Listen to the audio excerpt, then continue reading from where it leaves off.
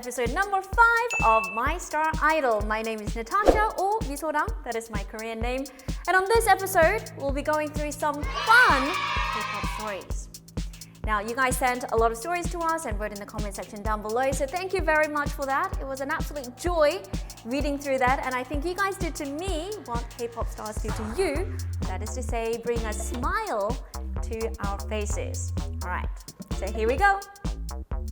So our first story is from LWLJ, who was doing a test during an online class. This is what it says. I was fully focused on my test until suddenly a notification came up saying that Taeyeon's new music video was released.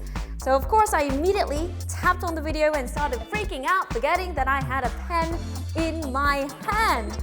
I ended up drawing all over my test paper, and in the end, I had to come clean to my teacher. I ended up losing a lot of marks and embarrassed myself in front of the whole class, but you know what? It was worth it. Well, LWLJ, I guess doing this was a lot of fun and it was worth it, but I would imagine that your teacher wasn't all too impressed. But you know, speaking of teachers, in our next story's case, in Maggie Romero's case, it was actually her teacher who got her into the K-pop world. I remember back in my freshman year of high school, my teacher showed us a GOT7 music video to show us the different pop cultures around the world. I became amazed and started listening to BTS, Twice, and many more after that. And now, standing in a group and seeing other people do the same really makes me happy, because we become one big family who love and cherish our alts and biases. So for Maggie, it was her teacher that got her into K-pop. But what about you guys? How did you guys get into K-pop? Was it a friend? Was it a teacher? Was it a family member? Or was it through some random chance of scrolling and surfing on the internet? We are very curious, so please write it down in the comment section down below. That is the question for today. How did you first get into K-pop? Continuing on, you know, in our previous episode, we asked you guys who your alts and bias is. And a lot of you guys answered, but you know what? I think all of us are wrong, because according to Monique Batista, you don't choose your bias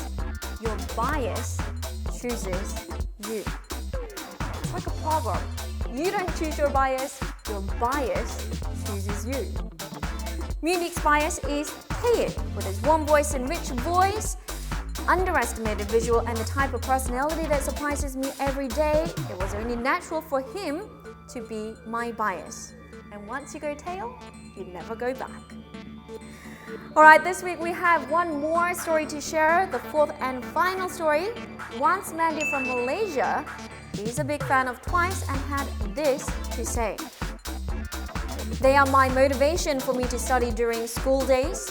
Momo once said, if I work hard, I can eat delicious things. I keep those words to my heart, and whenever I do something well, I treat myself to delicious foods.